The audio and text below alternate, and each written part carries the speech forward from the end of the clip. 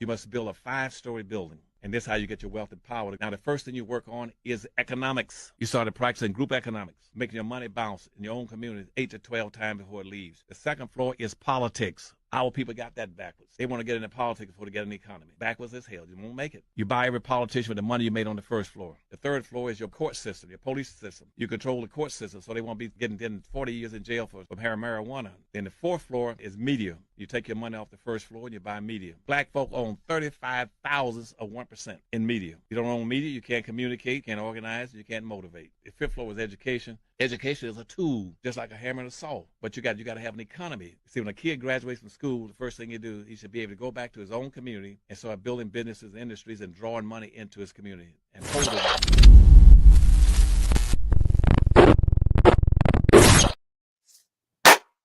Good afternoon. Excuse me. Excuse me.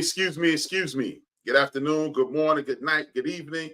This is Brian HRap D. Williams. Thank you for tapping in. You already know I need you to tap in. If you're not watching this live, I want you to watch this on my website.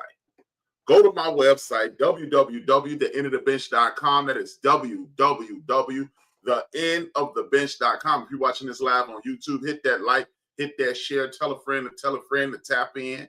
Even if you're not watching it live, hit that like, hit that share. Please share with somebody. Go to www.thaendofdabench.com and help me out. It helps traffic on my website. It helps spread the word. If you like what I'm doing, let's get it out to as many people as possible. As I've been saying for the last 17 days, you guys have been subscribing. Please continue to do so. Even those people who say little snide remarks in the comments, you watch. Thank you. I want to thank my parents, Dolores and John. Dolores is my mom. John is my father. Without them, there is no me. You would be watching something else. But you have taken the time out your day to share with me. I greatly appreciate it. Please continue to do so. Hey, look, I'm a cheat code. If you ain't even watch it, put it to the end, hit like, comment, and then I'm done. Thank you.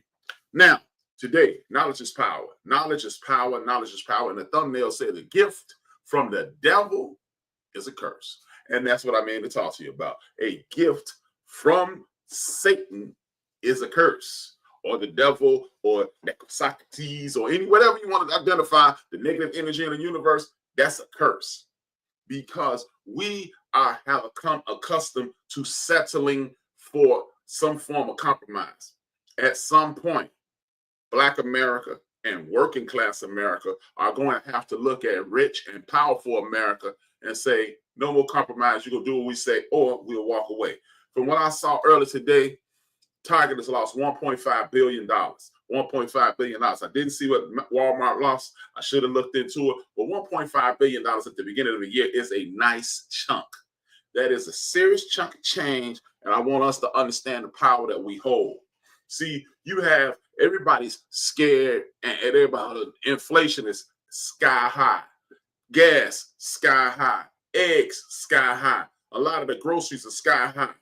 And things will continue to get high because what they're trying to do, the rich and powerful in this country and the people in elected offices, which I'll cover in a second, the elected officials and the rich and powerful of this world trying to do is get you back in your box. At one point, 2017, I'm not even talking about the 80s, the 90s, the early 2000s, 2017, within the last 5 to 7 years, 2017, you were forced to get up every day and get some form of transportation to your POE, place of employment, and do the bidding of the people that you work for, and then you had to go home. Some of us had the privilege of working from home, but that was few and far between. You had to earn, and you had to break your back. You had to exceed everybody in the office, and then you get 3 or 4 days, 2 to 3 days, Monday, Wednesday, or Tuesday and Thursday, you can get to work from home. But since that thing called the coronavirus, aka COVID-19, aka the pandemic, a lot of people start working from home and realize, I can't do my job from home. Why am I sitting here with this clown walking around, waving his finger at me, threatening my job, talking about I'm late, doing all this extra stuff? And guess what happened?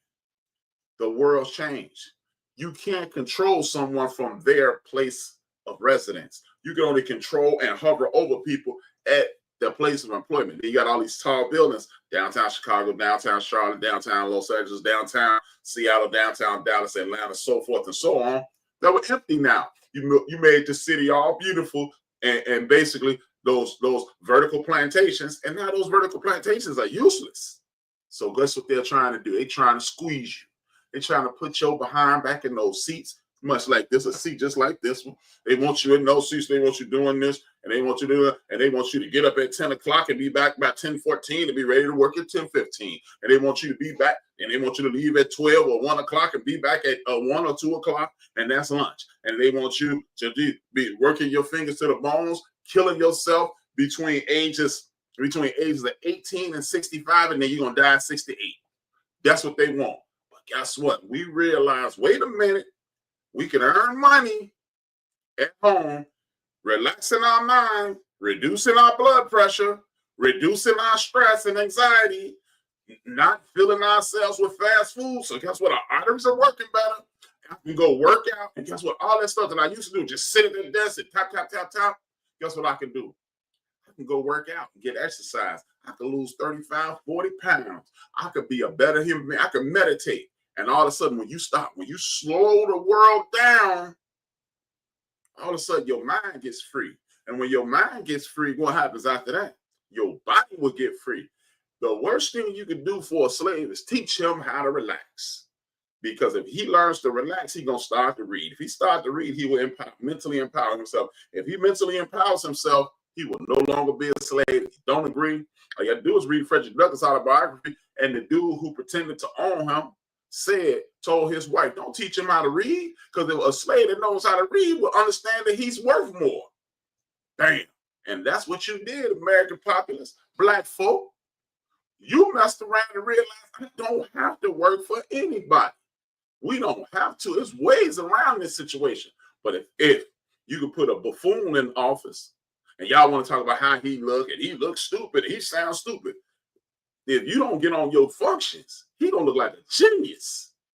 But we need to realize the game that we're playing. Knowledge is power. When you know the political game, when you know the social game, and you know the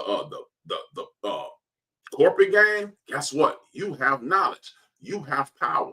And again, it goes right back to the thing. A gift from the devil is a curse. A Trojan horse. How did that work out? You know, when the colonizers come to Africa and you kneel down and pray, you stand up, you got a Bible, and they got your land. How did that work out for you? How did that work out for you? How you gonna teach me a religion that I created? How about that? Judaism, Islam, and Christianity started on the continent. So you can't teach me nothing about the very God that breathed life into my lungs. So again, we keep compromising, welcoming strangers in. And then you don't do that at your home. And then look at what happens. The Democrats didn't do anything. They did exactly what you asked them to do. Nothing. What are the Republicans going to give you? You can't get one person. Well, he's a businessman. Minding his own business. He's a failed businessman. But you let the TV tell you, you're fired. He's a businessman. I'm a billionaire. You know what? I'm skinny. But no, at the end of this, I'm going to weigh 260 pounds. 5'10", that ain't skinny. Let's get reasonable, brothers, ladies, gentlemen, haters, and better friends. Wake the entire hell up. Work this number. You didn't learn how to play Monopoly only rolling one die.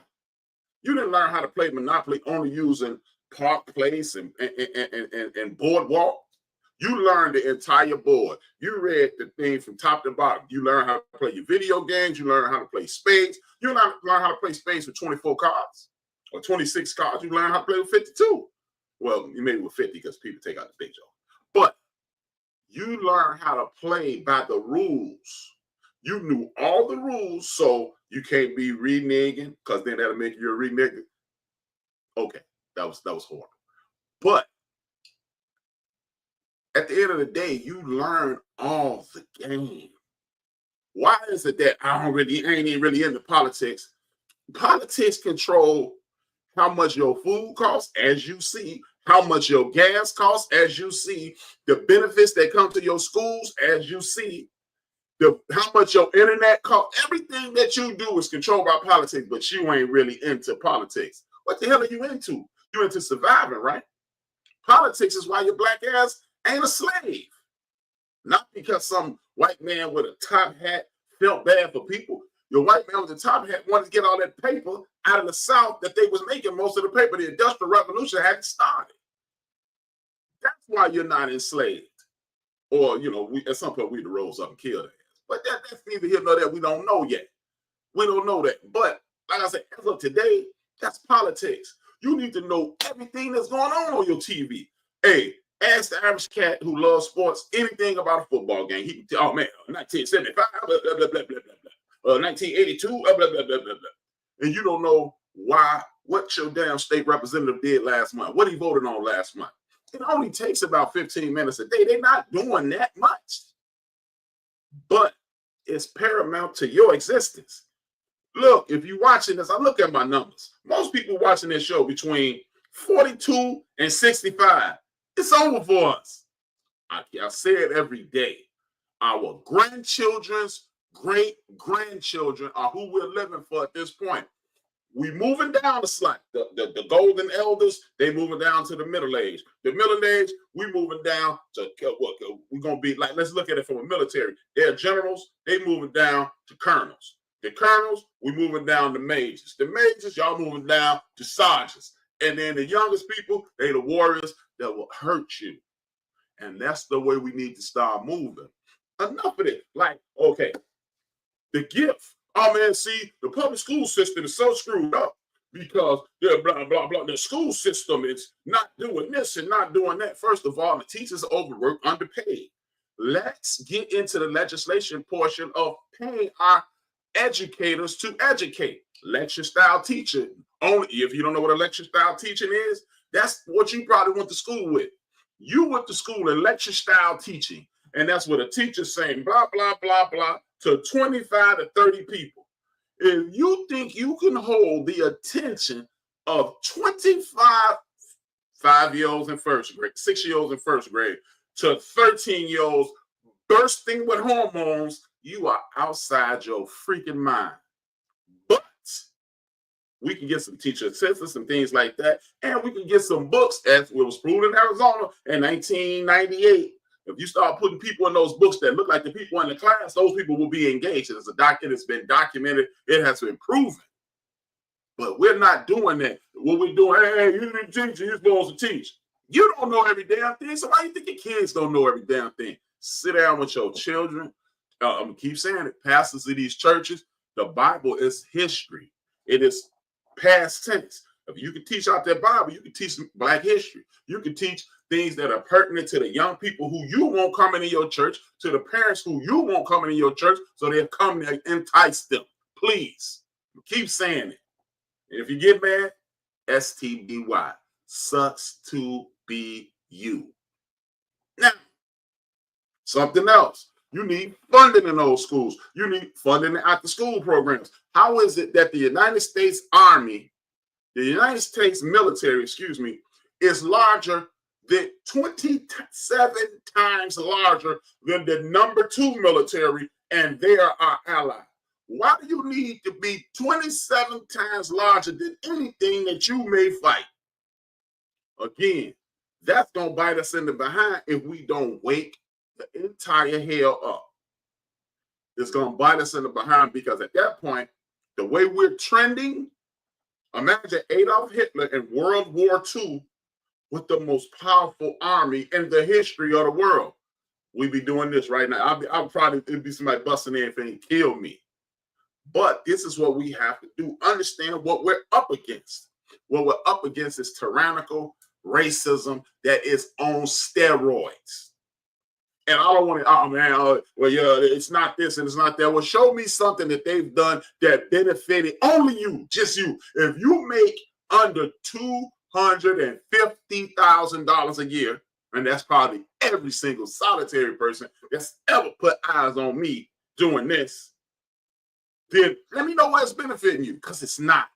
It's a lie. It's a joke. It's a farce. But you want to fall for it. See, if you allow history to be taught properly, then you would know these things. But we're not teaching our children. Now they want to give us vouchers. I got another question. At what point in the history of Earth has the vast majority of rich people done something that was beneficial for the working class and the poor? Never. I don't care what color you are. White folks, yeah, you too. They get you because they got you believing, yeah, you too. And then they get your ass out of here. No. Black folks, rich, powerful white men, 99.9% of them are not doing anything for you. They're doing more to add to their legacy. They're not. You're going to give me a school voucher. Okay, a school voucher. Do you understand why private schools were created? Roe versus Wade. No. That's not Roe versus Wade. It's something else. Damn it. I'll think of it in a second. Separate but equal. I can't think of it right now. Is it Plessy versus Ferguson? What? I would think of it in a second. But when they said we want separate but equal schools, and they fought it. Brown versus the Board of Education. Told y'all I was gonna think of it. When they did that, a lot of white folks started taking their kids out of school, and religious organizations opened what we call generically Catholic schools. Those schools would get themselves away from your black ass.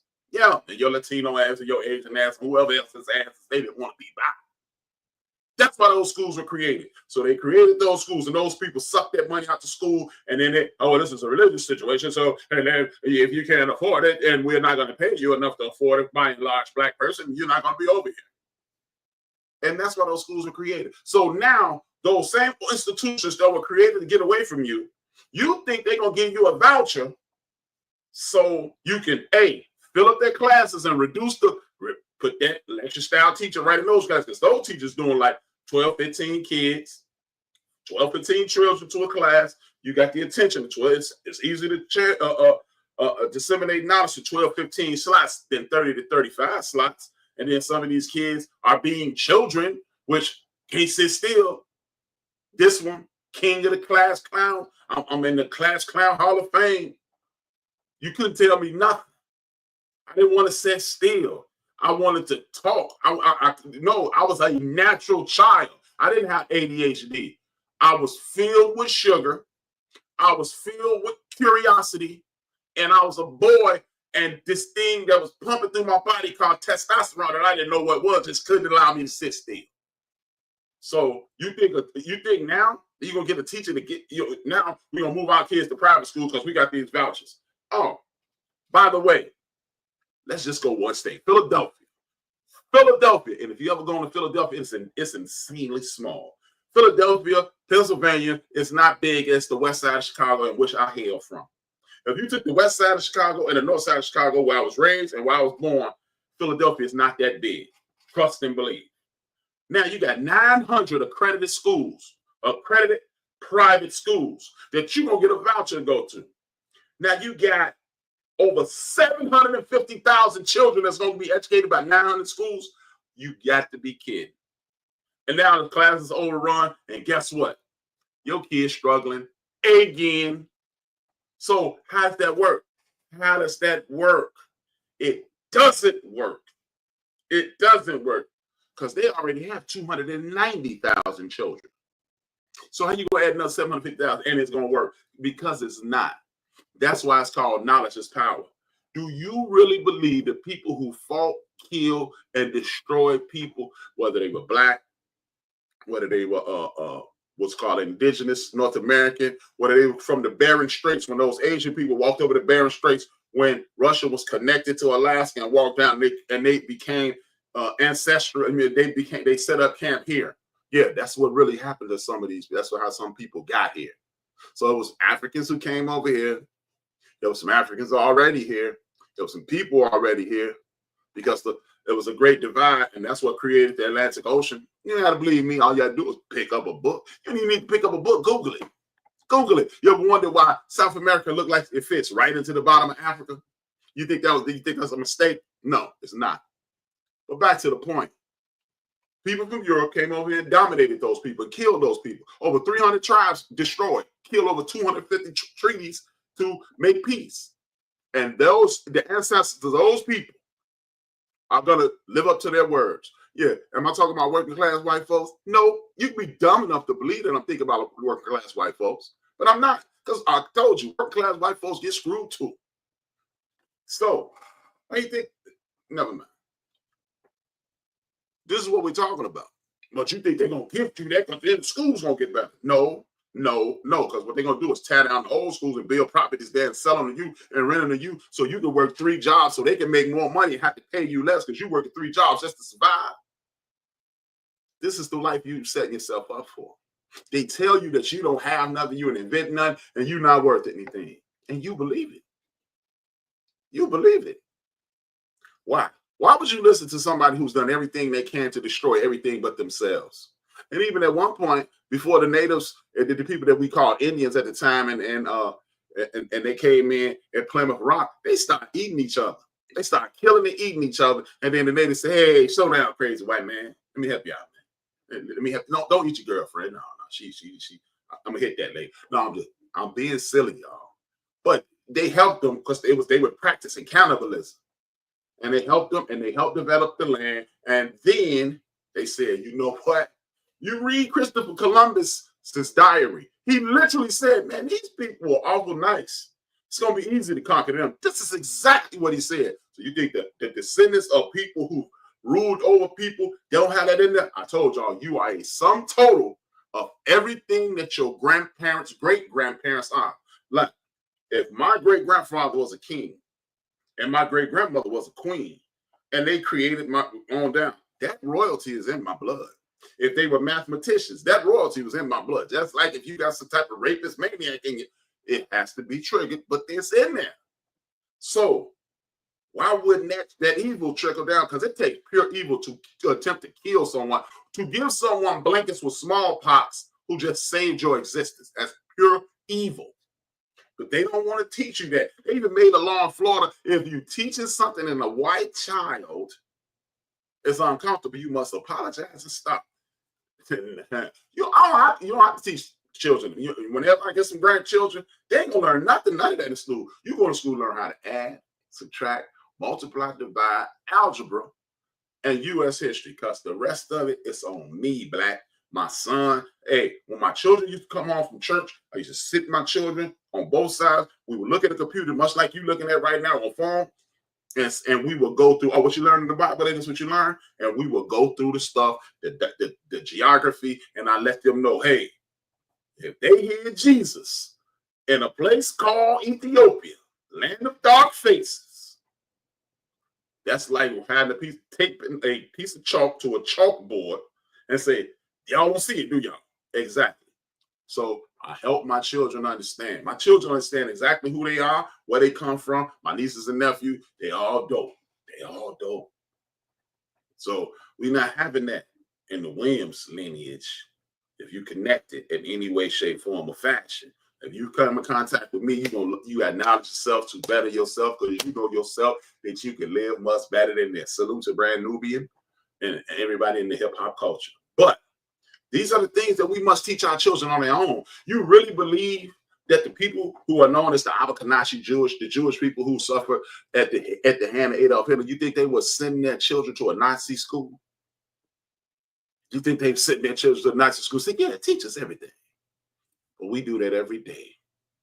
We do that every day because we haven't taken the time to break away from the ropes and the chains that racist white America has put upon us. I'm gonna show you a little bit. Y'all already know it's time for some history. It's time for some history. We finna do this historic thing and we gonna sound smart. And my man is intelligent. I'll be faking like I'm smart. Y'all be going for it. Y'all be subscribed.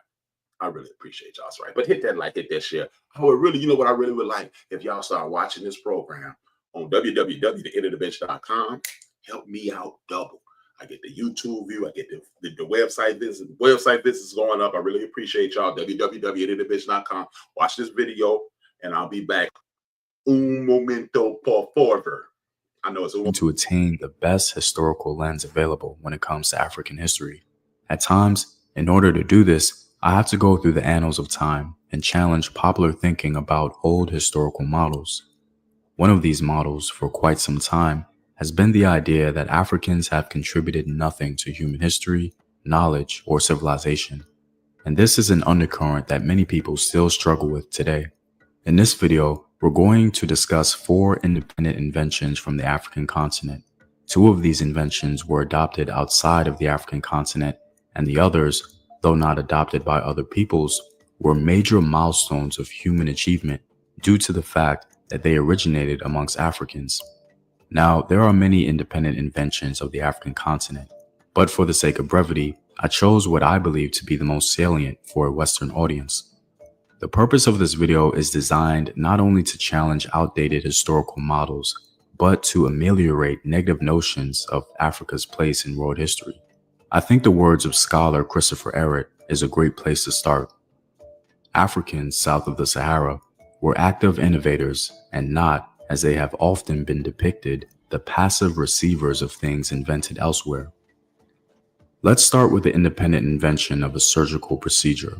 Most male children in North America are circumcised. Reflexively, when one thinks about the origin of circumcision in the Western world, they usually envision some association with the Abrahamic religions. As innocuous as that may be, it doesn't do African history or world history justice. According to scholar Christopher Ehret, Africans are not only the most likely to be the human inventors of circumcision, but also the cultural disseminators of this procedure for those who would later form the foundation of the Abrahamic religions. One other custom, the circumcising of boys, very likely goes back to the earliest eras of the Afrosan cultural tradition to well before 9000 BCE. The early Afrosan grain collectors who moved across Sinai into Palestine in all likelihood brought the practice of male circumcision with them. The modern-day presence of this custom in Judaism and, as a subsidiary cultural aspect of Islam, 2 religions started by people who spoke languages of the only Asian branch of Afrosan, Semitic, undoubtedly traces back to this ancient aspect of Afrosan civilization. Afrosan in this case refers to a particular language group originating in Eastern Africa. Now, the parsimonious approach is to say that we cannot guarantee the human invention of circumcision in Africa. However, the independent invention of circumcision within the continent undoubtedly contributed to its practice amongst the early adherents of the Abrahamic religions. Our next independent invention, in my opinion, is the most interesting. I think most people would agree that the development of iron technology was a critical phase in human history. The Iron Age is traditionally considered the final stage after the Stone and Bronze Ages. A curious fact about the African continent is that most of Africa completely skipped the Bronze Age and went straight into the Iron Age. In part due to the Dark Continent trope, Europe, Asia, and the Middle East have been associated more with iron technology. As mentioned previously, its importance for the use of weapons, tools, and other implements gave it preeminence in Western minds. You see what I mean?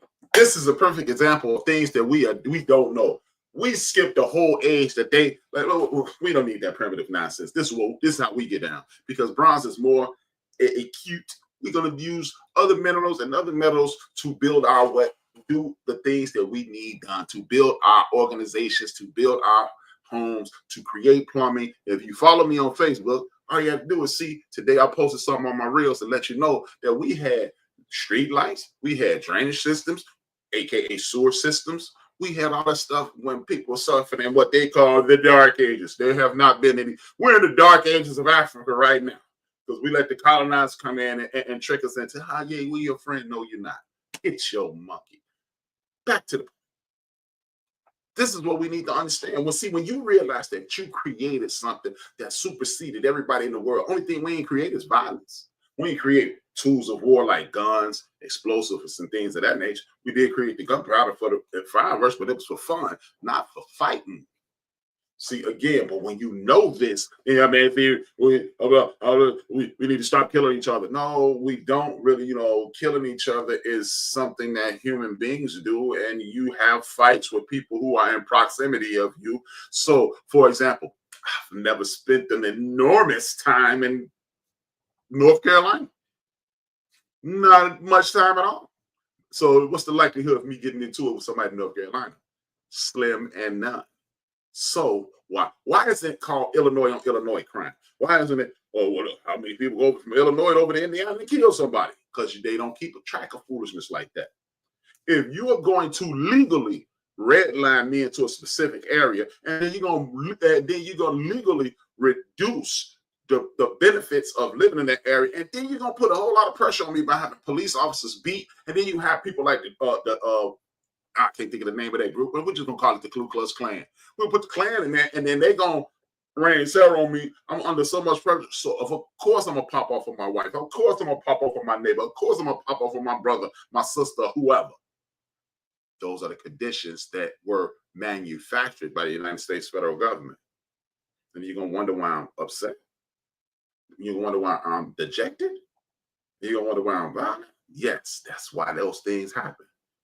That's why those things happen. They even believe they bullied you into believing, oh, the drive-by shootings, the Crips and the Bloods. Well, who the hell was the driving when Al Capone was doing drive-bys? Right here in Chicago, Illinois. Right down the street from where I grew up at, St. Valentine's Day Massacre. Nobody even talked about that in my neighborhood. But I knew it, so I went up there. Wow, this is where it happened, huh? They act like nothing happened in their neighborhood. But see, this is why they're going to give you the gift of education and vouchers, and they're going to keep you as stupid as humanly possible so they can control your mind. Don't fall for what is called the banana in the tailpipe. Now, why you need to know politics? You need to know politics because the legal system is at war with you, black man. I can't speak about no, see, on this one, I'm speaking directly to the black folks of the United States of America. You are the largest independent population in the United States of America, so that's why war has been engaged against you since 1619. Your black behind was here when they got here. Your black behind was captured and put into enslavement, and your black behind you were mass produced to make more people to be enslaved. That's why they keep telling you, you're a minority, you're a minority. No, you're not. And why is that important? Because the legal system has been set up to enslave you mentally, enslave you physically, and put you in what is called in urban areas a trick bag. And we're not going to stay in that trick bag because we're going to learn the legal process. See, there's a judge in New York. Let me take one step back. We're looking at a guy by the name of Eric Adams. This is why all skin folk ain't kinfolk. Eric Adams rode to the top of the political world, fighting for black people against the police department. And he took that sheep's clothing off once he got in office and reenacted all the racist practices that all the racist mayors in the United States and New York City were doing. You meaning like everybody damn near but David Dinkins.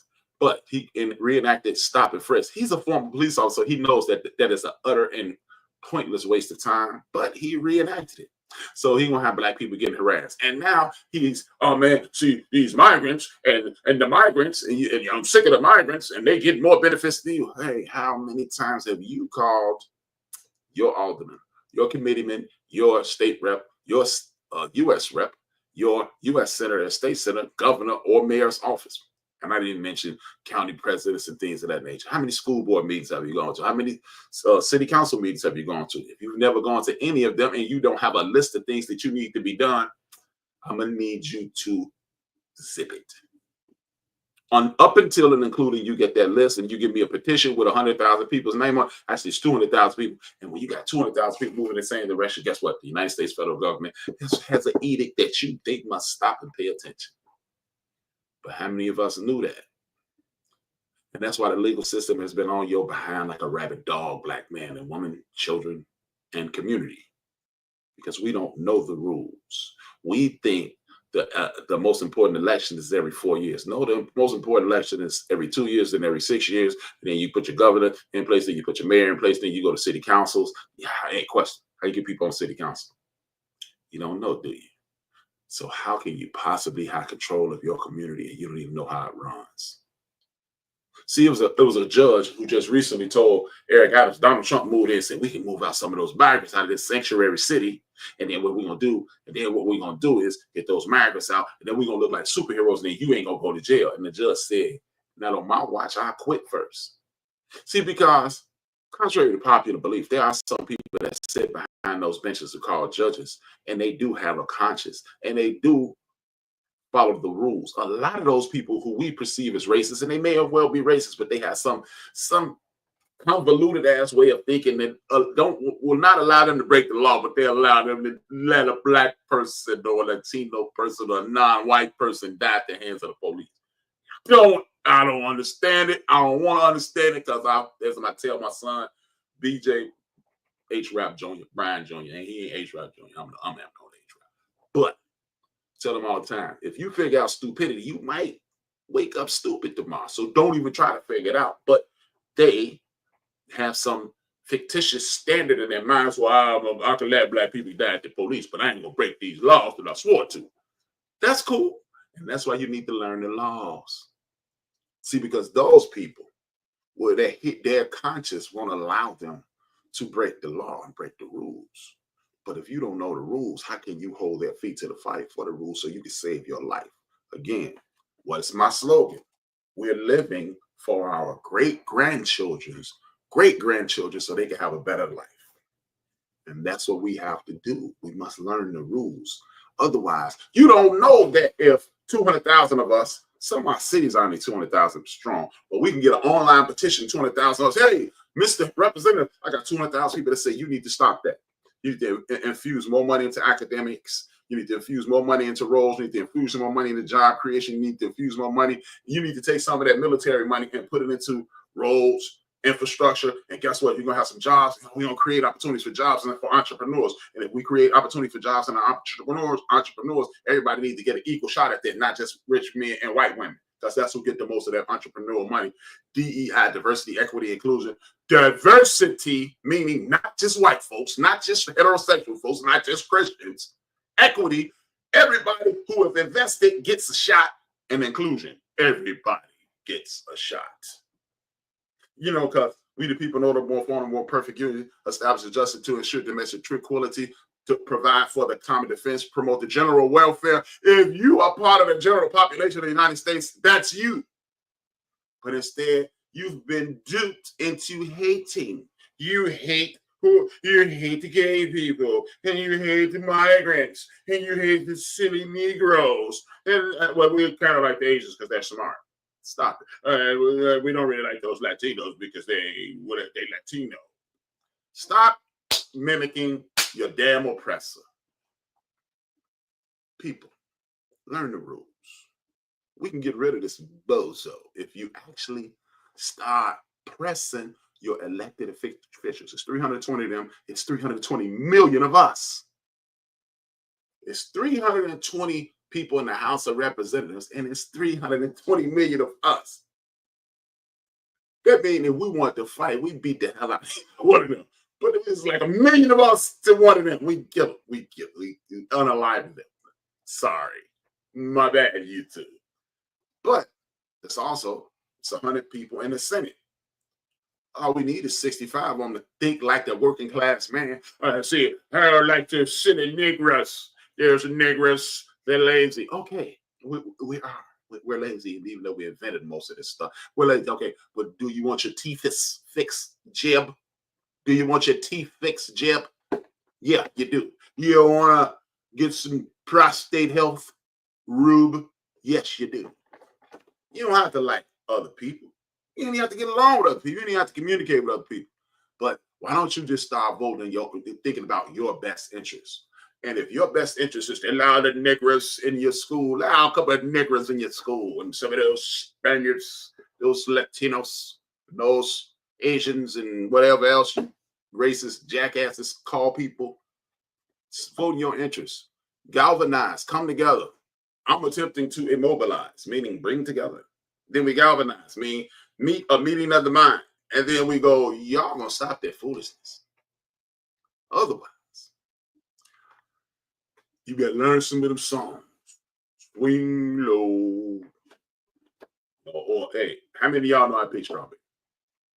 Fruit. Because that's what's next. You're going to be working 4 jobs just to pay that high-ass rent and never save any money. Sound like anything? That sounds like sharecropping. We've been there, done that. We don't need that.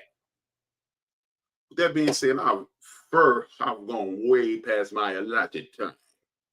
I need you guys to like, comment, share, tell a friend to tell a friend to subscribe. What I need you to do, I made a banner for it. Check it out. HRap, boy, HRap, you crazy, man. You crazy, HRap.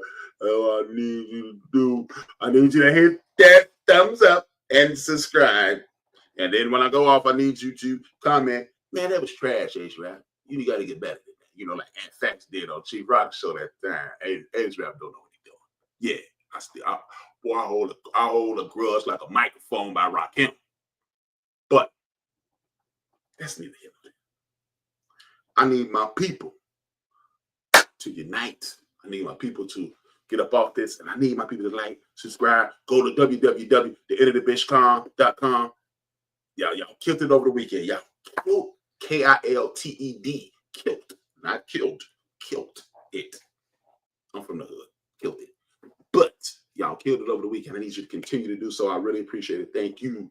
Thank you. And salute to my main man, Big Illinois, a.k.a. Aunt Lansdowne, a.k.a. Aloysius.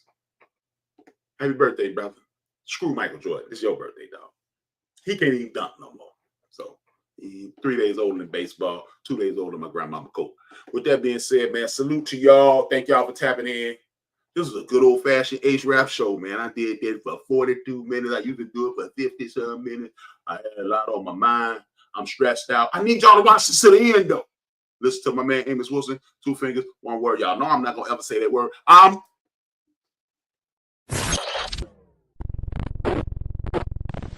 And it is necessary for those people who rule over us and who rule over African people the world over, if those people are to stay in power, they must destroy our ability to love each other in a healthy sort of way. This is why